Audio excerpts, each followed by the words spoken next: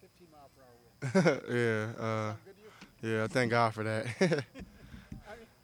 talked about it after the game. Is that one you just want to put in your rearview mirror because it was just impossible to throw? It's something to learn from. I don't know, but you guys probably know. I don't know what it got to, but some of those gusts were really, really strong. Somebody said they were up to like 50, 60 miles per hour. And I feel like whenever we had the ball, it's kind of like it was really, really going. It was a couple times where I was getting frustrated just because I felt like I threw a good pass and it felt good off my hand. I knew it was going to be a completion, and then it would just sail either down or up. So, but it's something you learn from, something that you can just grow. I don't look at anything as a mistake. I think everything happens for a reason. So maybe towards the end of the year, we might have another weather game where I just have to adjust again. So. How much do you look at that film? Like, I know you dissect film pretty intently, but a game like that where the conditions are so crazy, you might not ever see again. Is that film you take a long time with, or do you try to get past it quickly? No, I watched it a couple times, just seeing some of the things I could have been better at. Maybe if that was just body position or if I closed myself off throwing, whatever the case may be. And then a couple times of just running the ball, seeing where I can be more aggressive, where I could use my body a little more and learn from that as well. So. CJ, are you maybe surprised by how much acclaim you've garnered for running the football Oh. on Saturday? I mean, are you surprised by how much press you've gotten over that? No, not really. I mean, I know it's probably surprising to everybody else, but I run a lot at practice, so it's some of those situations where um, I get so used to keeping my eyes down the field to where this weather situation this past week kind of forced me to make my reads a little quicker and then just to get going, which is kind of helpful. But do you understand? I mean, what that has probably added to the workload of defensive coordinators now, the rest of the guys y'all play, that this guy can run and can be effective. You know what I mean? Yeah, I mean, it does add something to it, doesn't it? most definitely. So I mean, I think honestly it made me even more comfortable and made me more confident in myself because honestly I haven't ran the ball like that since freshman year of high school, except for senior year of high school, except for my freshman year up at Michigan State having that touchdown run. So yeah, it made me a little more confident being able to run in that type of atmosphere and environment.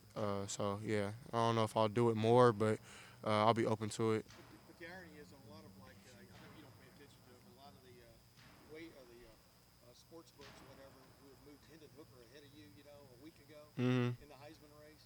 Now you're back ahead of him, and you ran for more yards than you threw. What does that just tell you about the whole state of affairs of how people eyeball you from the standpoint of winning's everything, right? 100%. I think Hendon is a great quarterback. I'm actually a fan of his. Just what he's been able to do this season and these past couple years. I think he's been very consistent. So I mean, kudos to him, man. I think he's a great Q, great Tennessee team who I think will eventually keep playing good ball. So um, yeah, I don't really look at stuff like that, but I think this is a week for us to kind of get our groove back, throwing the ball, even affecting the run game some more, trying to just clean some reads up to where that we can make it more clean, get some more yards, be better on first and second, and then of course we got to be better on third down. So looking forward to kind of playing against Indiana this week. So you're not going to run the wishbone this week? Nah, I don't know. We'll see. CJ, Mecca's kind of beat himself up a little bit for the drops in each of the last two games. I know he got some extra work and all that. What's your role when a receiver is not happy and maybe not holding up that end of the deal for you? I tell them, man, I get mad at them for getting down on themselves. That's the only, like, honestly, it's football. Mistakes happen. I mean, I make mistakes on a daily basis on a play that that I know business messing up on. So I mean, I think and I've been telling a lot of our players this lately, just because later on in the year you kind of get human nature kicks in to where you feel like.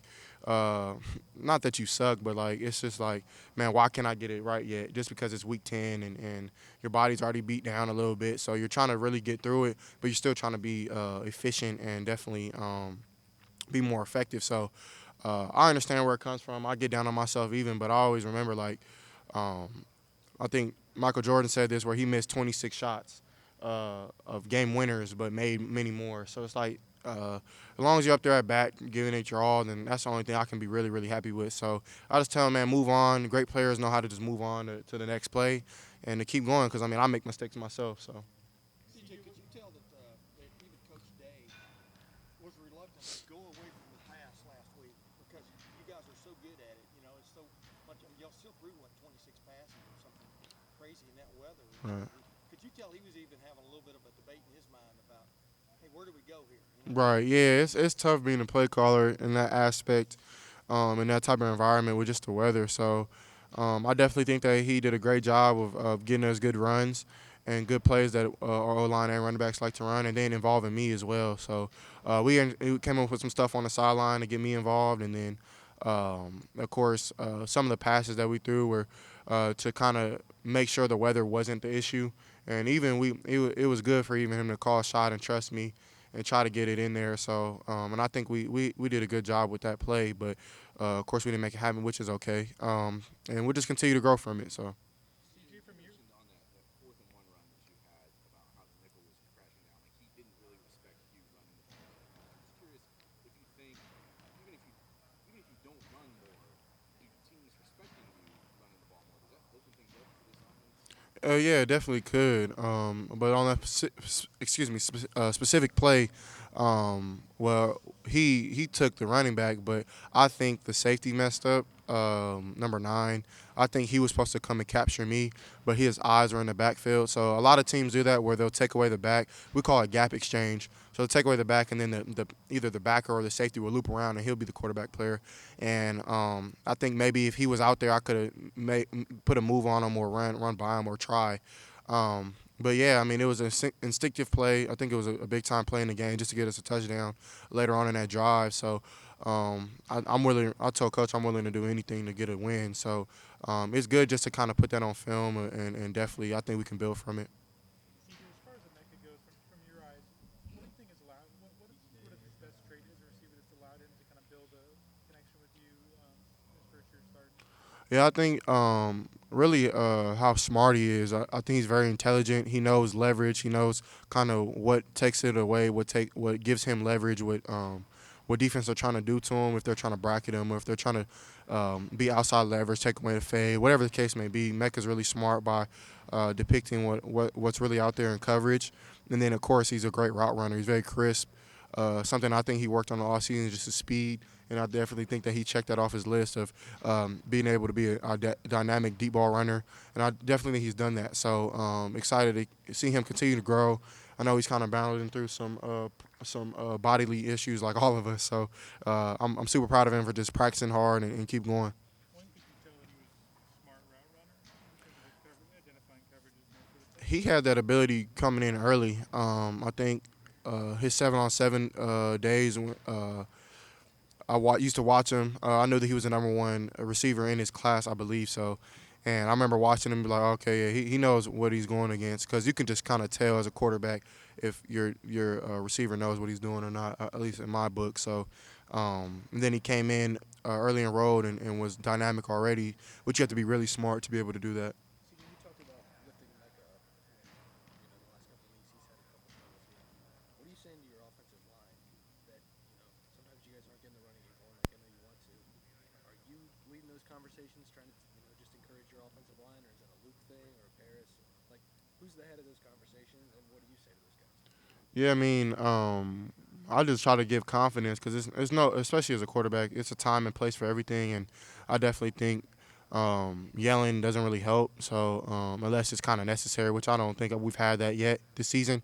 So really, it's I think I'm the leader of the offense, of course, behind Coach Day, and then Luke, of course, is definitely the person in the building, but I'm in the room to kind of get them going. But honestly, it's been DeJuan a lot, and it's also been Paris, who've kind of been the ones who've been hard on themselves and kind of just been on everybody's tail about, man, we got to get this run game going. So, of course, I'm in there as well trying to get it right. And I definitely think if I'm able to kind of help with running with myself, then it'll definitely open up.